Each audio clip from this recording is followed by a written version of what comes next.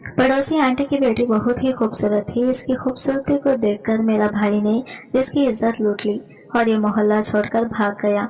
अब मुझे शौहर ने भी तलाक की धमकी दी थी, इसलिए मैंने इस लड़की का निकाह मेरे शौहर से कर दिया और आज इन दोनों की शादी की पहली रात थी।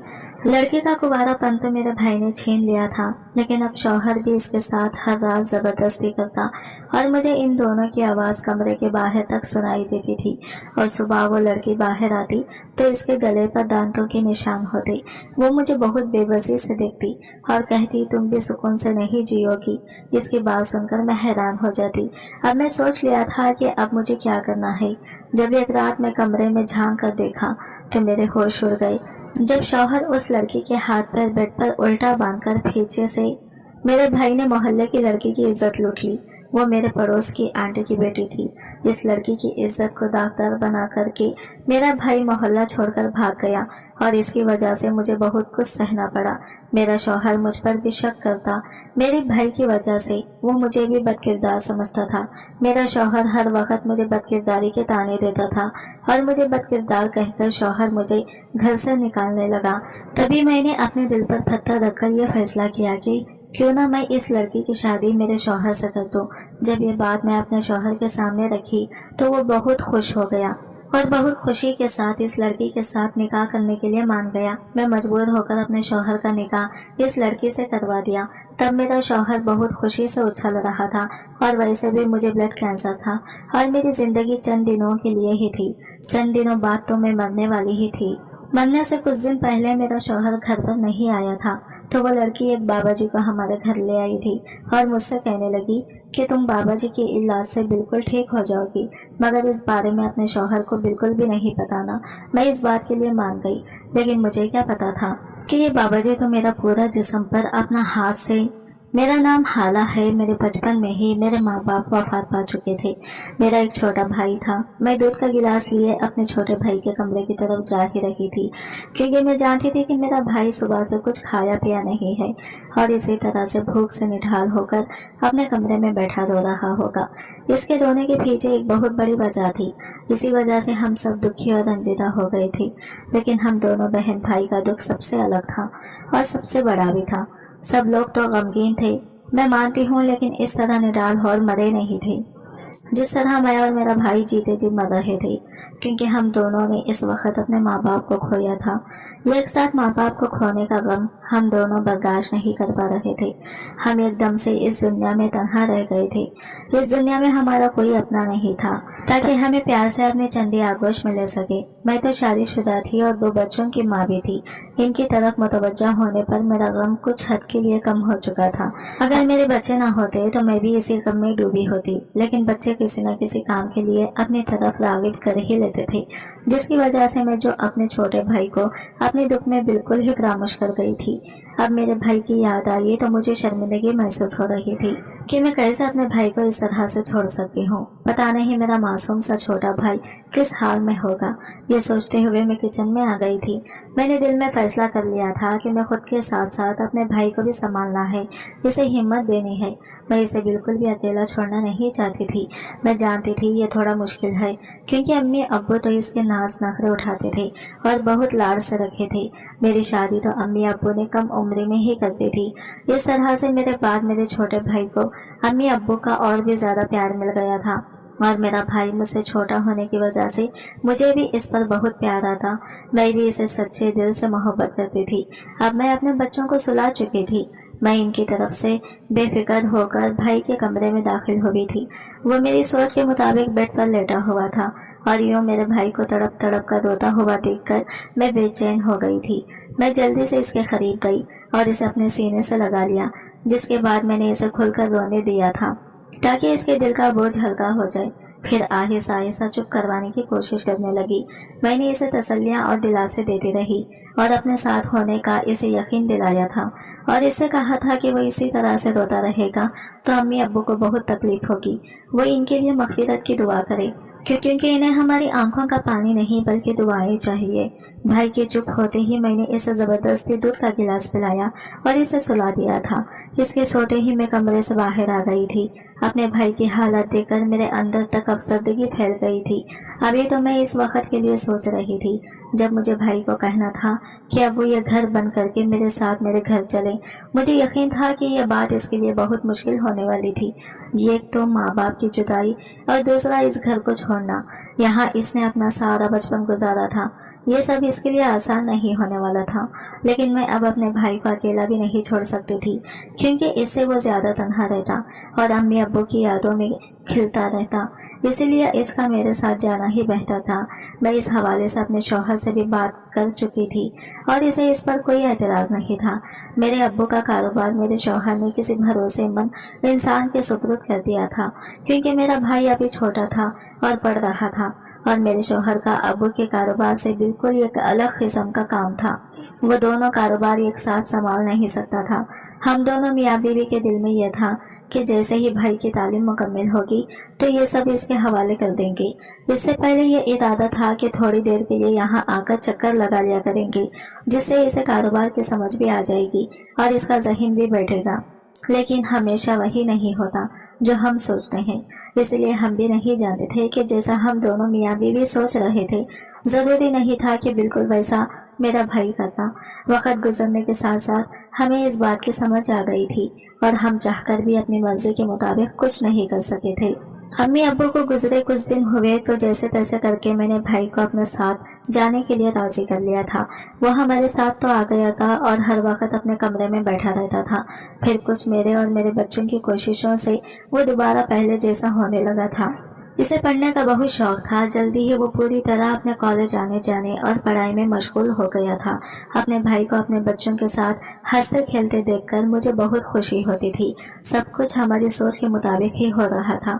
ایک دن میں نے جب بھائی سے کہا کہ وہ ابو کے کاروبار کی طرف بھی دھیان دے تو اس نے کہا کہ اس کی اس طرف بالکل بھی دلچسپی نہیں ہے، اور دوسرا اس کے پاس وقت ہی نہیں ہوتا کہ اپنی پڑھائی کے علاوہ کچھ کر سکے۔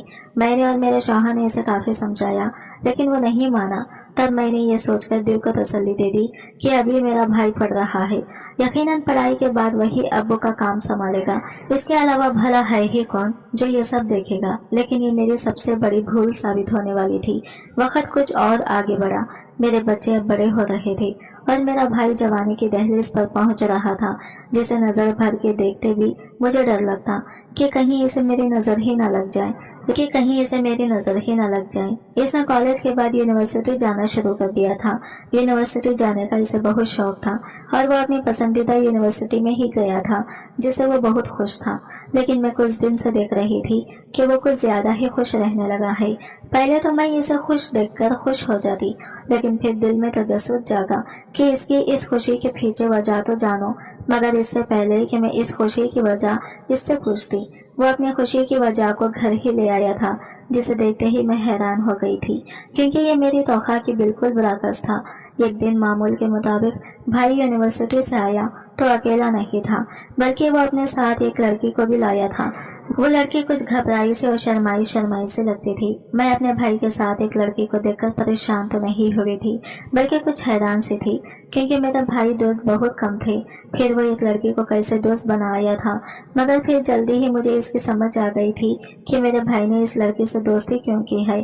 وہ لڑکی مجھے کافی اچھی اور سلجھی ہوئی لگی تھی اور وہ ہمارے محلے میں ہی رہتی تھی، اسی لیے مجھے اس کے اپنے بھائی کے ساتھ دوستی پر کوئی اعتراض نہیں ہوا تھا، بلکہ میں اس لڑکی سے بہت خوش تھی اور وہ مجھے اچھی بھی لگی تھی، کہ جس کی وجہ سے میرا بھائی کی زندگی میں میرے والدین کے جانے کے بعد جو تھوڑا سا کھلا رہ گیا تھا وہ ختم ہو گیا تھا۔ میں، میرا بھائی، میرے بچے، حتیٰ کہ میرا شوہر بھی اس لڑکی سے کافی گھل مل گیا تھا۔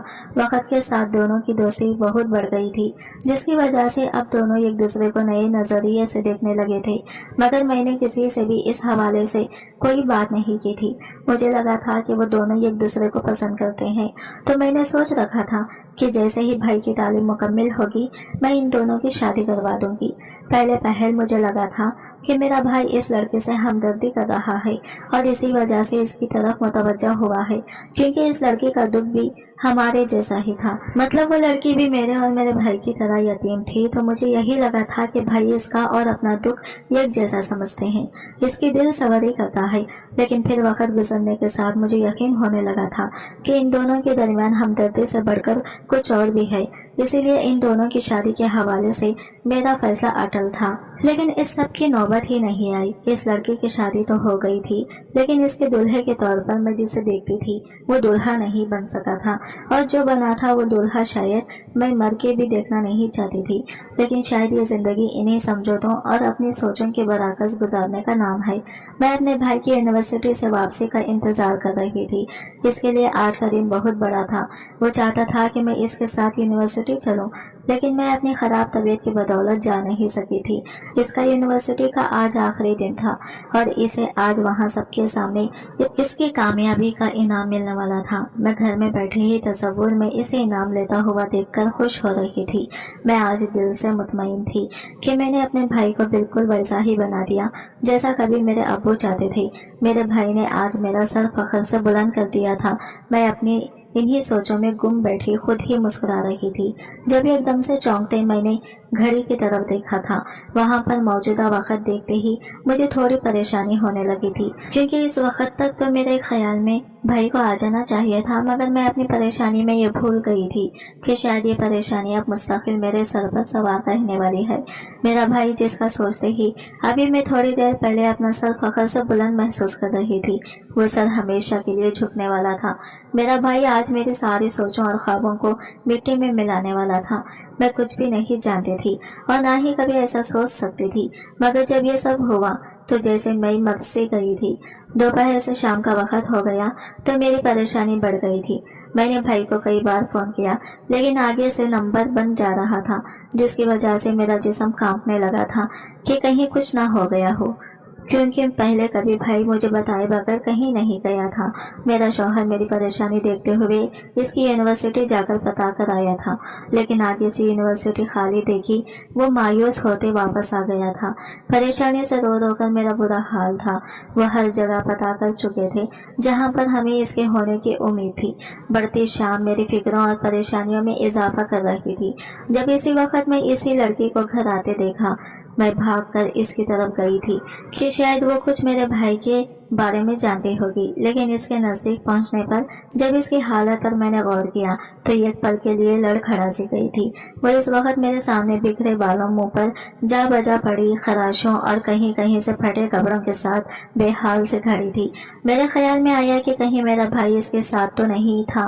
यकीनन इसका किसी से लड़ाई झगड़ा हो गया होगा या फिर इनको रास्ते में कोई चोर डाकू मिल गया होगा। इसलिए मैंने दर्द दिल के साथ इसे अपने भाई के बारे में पूछा तो वो आगे से बिलक बिलक कर रोने लगी थी, जिससे मैं इसे अपने साथ लगा दी। फिर इसे अपने भाई के बारे में पूछने लगी थी, क्योंकि जब तक अपने भाई को सही सलामत अपनी आंखों के सामने ना देख लेती मुझे चैन नहीं आना था। मगर इसने मेरे साथ लगते ही जो सरगोशी की थी, इसे सुनकर तो मैं जीते जी मर गई थी। मैं एकदम से लड़खड़ा गई थी। इससे पहले कि मैं गिरती वो लड़की मुझे सहारा दे गई थी। मुझे इस लड़की की बात पर बिल्कुल यकीन नहीं आया था। मुझे लगा वो झूठ बोल रही है, क्योंकि मुझे अपने भाई पर खुद से ज्यादा भरोसा था। लेकिन और अपने सामने मौजूद लड़की का रोना, इसकी बिखरी हालत और इस वक्त अपने भाई की गैर मौजूदगी मुझे किसी और तरफ सोचने पर भी नहीं दे रही थी। इसलिए मैंने इस लड़की को संभालने के बजाय खुद ही अपने होश को बैठी थी। जब मुझे हॉस्पिटल में होश आया तो वही लड़की मेरे पास खड़ी थी। इस वक्त भी वो रो रही थी, लेकिन इसकी हालत पहले से कुछ बेहतर थी। पता नहीं मुझे कितनी देर बाद होश आया था। मैं इस लड़की की तरफ देख ही रही थी जब इस वक्त मेरा शौहर भी वही चला आया। वो भी मुझे परेशान लग रहा था। मैंने इसे देखते ही एक बार फिर अपने भाई के बारे में पूछा था तो आगे से इनके नफी में सर हिलाने पर मैं रोते हुए अपनी आंखें बंद कर गई थी। मेरे अंदर अपने शौहर और इस लड़के का सामना करने की हिम्मत नहीं थी, इसलिए वो शर्मिंदगी से रोई जा रही थी, मगर दिल में ये किसक सी थी। एक बार अपने भाई से सामना करने की ख्वाहिश थी, क्योंकि जब तक अपने भाई के मुंह से इसका जुर्म ना सुन लेती मेरे दिल को यकीन नहीं आने वाला था। इस वक्त जो हालात थे मेरे पास अपने भाई की पाकबाजी का कोई भी सबूत नहीं था, इसलिए सिवाय नजरें झुकाने और रोने के मेरे पास कोई चारा नहीं था। हॉस्पिटल आए मुझे एक रात गुजर गई थी और मुझे हैरानगी होने लगी कि आखिर मुझे ऐसा भी क्या हो गया है कि अभी तक हॉस्पिटल से छुट्टी नहीं मिल रही है। जब ये बात मैंने अपने शौहर से पूछी तो इस दिन नजरें चुराते हुए जो अंशकाफ किया इसने मेरे होश उड़ा दिए थे। मैं बिलक बिलक कर रोती थी कि आखिर ये हमारे साथ क्या हो रहा है। हम इतना खुश थे, मगर अब मेरी सारी खुशियाँ बस खत्म हो चुकी थी। पहले भाई का कहीं चले जाना, इस मासूम यतीम लड़की के साथ ज्यादती करना, इसकी इज्जत लूटना, और अब मुझे इतनी खतरनाक बीमारी लग चुकी थी। मुझे लगा कि अब बस जल्दी ही मैं खत्म हो जाऊंगी। अपने भाई की शर्मनाक हरकत से मुझे लगा था कि मैं जीते जी मर जाऊंगी। अब हकीकत में मेरी मौत बहुत करीब थी। मुझे कैंसर का मरज लाहक हो चुका था और डॉक्टर्स ने कोई अच्छी उम्मीद नहीं दिलाई थी। मैं एकदम से बूढ़ी हो गई थी और चुप भी घर आने के बाद हालात को मद्देनजर रखते हुए मैंने एक बड़ा फैसला कर लिया था। मेरा फैसला सुनते ही पहले मेरे शौहर नहीं माने, लेकिन फिर मैंने ऐसे बच्चों का वास्ता देकर अपनी बात मनवा ही ली थी। जिस लड़की से मेरे भाई ने ज्यादती की थी, मैंने इसका निकाह अपने शौहर से करवा दिया था। मैंने इस लड़की की भी जिंदगी संवारने की कोशिश की थी और साथ आने वाले वक्त में अपने शौहर और बच्चों की बेहतरी के लिए मुझे ये फैसला बिल्कुल ठीक लगा था, क्योंकि मैं अच्छे से जानती थी कि मेरे मरने के बाद मेरा घर बिखर कर रह जाएगा। अब ये आसरा था कि ये लड़की मेरे घर को और बच्चों को संभालने लगेगी। वो लड़की मेरा भी बहुत ज्यादा ख्याल रखने लगी थी। मेरी बीमारी से ज्यादा मुझे मेरे भाई की गुमशुदगी ने मरने के नजदीक ला खड़ा किया था। मेरी समात और आंखें हमेशा भाई के मुंतजिर रहती थी, क्योंकि एक बार मैं इससे मिलकर इसके सर अंजाम दिए फाल को इसके मुंह से सुनना चाहती थी, लेकिन ऐसा होता नजर नहीं आ रहा था और मैं दिन ब दिन मायूस होती जा रही थी, जिसकी वजह से मेरी बीमारी और ये दुख मुझे अंदर से बिल्कुल खत्म करते जा रहे थे। पता नहीं क्यों मेरे दिल को बहुत से वसवसों ने घेर लिया था। दिल को हर वक्त एक अजीब सी बेचैनी लाहक रहती है, जैसे मजीद कुछ बुरा होने वाला है। तब मैं सोचती थी कि अब मजीद क्या बुरा होगा। मेरा भाई जिस पर मुझे फख्र था, वो एक यतीम लड़की से ज्यादती करके भाग चुका है। मेरी सोच के मुताबिक इससे बुरा कुछ नहीं हो सकता था, लेकिन फिर भी दिल को कई दलीलें देने के बावजूद एक धड़का सा लगा रहता था। खुद को परेशानी से निकालने के लिए मैं बच्चों की तरफ तवज्जो देने लगी। मैं ये देखकर हैरान रह गई कि वो अब मुझसे ज्यादा इस लड़की की तरफ राग़िब हो गए थे, जिस पर मैं दिल में कोई बात किए बगैर खुश हुई थी कि इस लड़की ने और मेरे शौहर ने मुश्किल के इस वक्त में मेरा बहुत साथ दिया है, जिसके लिए मैं इनके एहसानमंद थी। मेरे शौहर ने मेरे अब्बू का कारोबार भी बहुत अच्छे से संभाल लिया था और वो अब हर वक्त काम में ही मसरूफ रहता था।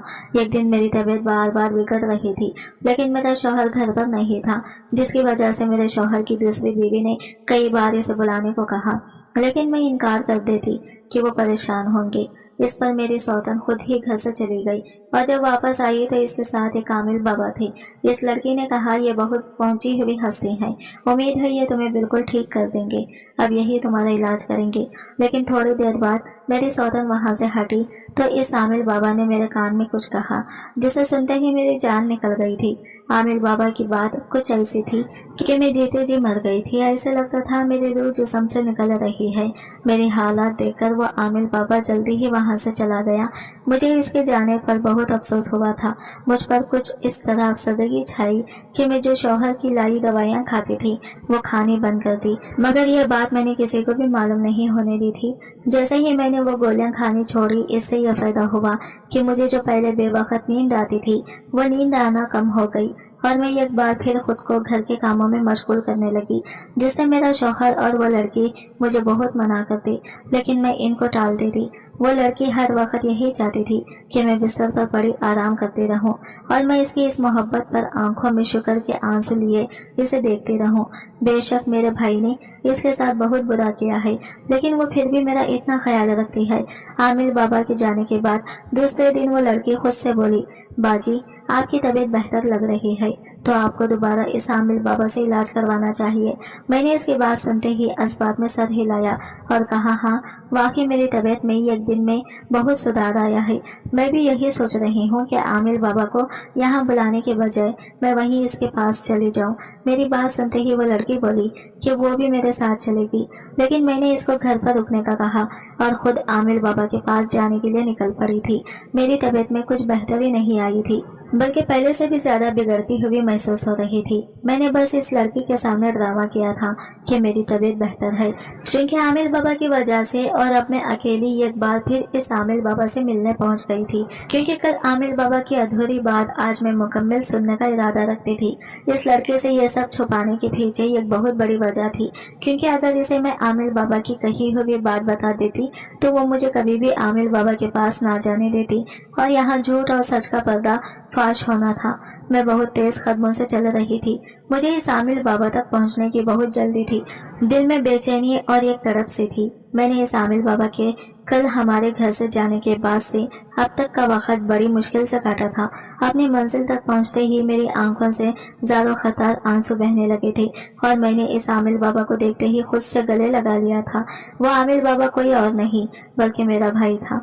पता नहीं ऐसा क्या हुआ था कि इसे अपनी असलियत छुपाकर ये रूप धारना पड़ा था। कल इसने मेरे कान में यही बोला था कि वो कोई सच का आमिल बाबा नहीं है बल्कि मेरा भाई है। काफी देर रोने के बाद मैंने इस पर सवालों की बारिश कर दी थी और इसके किए जुर्म का पूछा था, मगर अपने भाई के मुंह से निकली बातें सुनकर मेरा सर चकराने लगा था। मुझे लगा इतनी बड़ी धोखा, वहीं पर मैं अपने हवास खो बैठूंगी और मुझे ये धोखा मिला भी वहां से था जहां से कभी ऐसे धोखे की उम्मीद नहीं थी। भाई ने रोते हुए कहा कि वो अब किसी पर एतबार नहीं कर सकेगा और अब वो मेरा इलाज खुद अपनी नजरों के सामने करवाएगा, क्योंकि इसे लगता था कि इस बीमारी के पीछे भी किसी का कोई फायदा छुपा हुआ है। मैं अपने भाई को लेकर घर आ गई। तब इस लड़की और मेरे शौहर को जैसे सांप सूंघ गया था। इस लड़की ने रोना शुरू कर दिया और दोबारा से मेरे भाई पर इल्जाम लगाया कि इसने इसके साथ ज्यादती की थी। दूसरी तरफ मेरा शौहर भी बढ़ चढ़कर आ गया था। मेरा भाई पर गुस्सा करने लगा। मेरा भाई बिल्कुल चुप था। वो दोनों अभी मजीद बोलते कि इसी वक्त घर में पुलिस आ गई, जिसे देखते ही इस लड़की और मेरे शौहर के चेहरे का रंग पीला पड़ गया था। मेरे भाई ने इस लड़की से कोई ज्यादती नहीं की थी, बल्कि ये सब मेरे शौहर और इस लड़के का ड्रामा था। वो दोनों मेरे पीठ पीछे एक दूसरे को पसंद करने लगे थे। दोनों को पैसों का लालच था। उन्होंने मेरे भाई को रास्ते से हटाने के लिए ये सब ड्रामा किया और मेरे भाई को उन्होंने अपनी तरफ से बिल्कुल खत्म कर दिया था। लेकिन इसकी सांसें अभी बाकी थी और वो किसी न किसी तरीके से खुद की जान बचाता हुआ कुछ अरसे के लिए छुप गया था, ताकि सेहत याब होकर बाकायदा सबूत लेकर सामने आए। भाई को पहले ही इन दोनों पर शक हो गया था। जब वो इसे मारने पहुंचे तो मेरे भाई के सेल फोन का रिकॉर्ड ऑन था और इनकी बातें इसमें रिकॉर्ड होती चली गई थी। अपनी हकीकत खुलने पर दोनों हक्का बक्का रह गए थे, क्योंकि अपनी तरफ से तो उन्होंने बहुत होशियारी से काम किया था, लेकिन फिर भी पकड़े गए थे। पुलिस इन दोनों को ले गई थी और मैं रोते हुए अपने कमरे में चली गई थी। सारी जिंदगी जिस शौहर को अच्छा जाना था वही धोखा दे गया था। इसके बाद मेरे भाई ने मेरा इलाज करवाया, जिससे मैं बहुत जल्द सेहतयाब हो गई और एक अच्छी लड़की देखकर मैंने अपने भाई की शादी करवा दी और अब हम एक साथ बहुत खुश थे। आज की वीडियो कहानी आपको कैसी लगी कमेंट करके जरूर बताएगा और वीडियो अच्छी लगी है तो लाइक शेयर जरूर कीजिएगा। हमारे चैनल को सब्सक्राइब करें फ्रेंड्स। मिलते हैं अगले वीडियो के साथ।